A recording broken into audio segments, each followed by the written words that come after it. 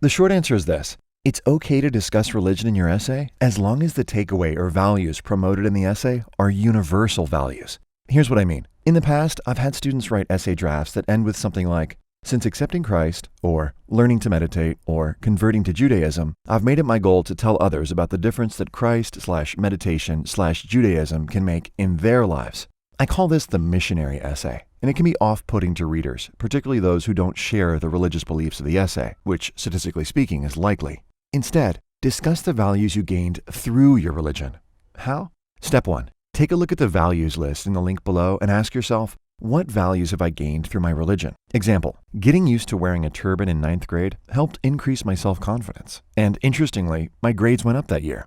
Or, feeling judged by my youth group leader helped me better understand how my friend must have been feeling about me. I realized I was essentially doing the same thing to her. Check out those values, self-confidence and empathy. Nice, and anyone, no matter the religion or belief system, can get on board with those. For part 2, click the link below.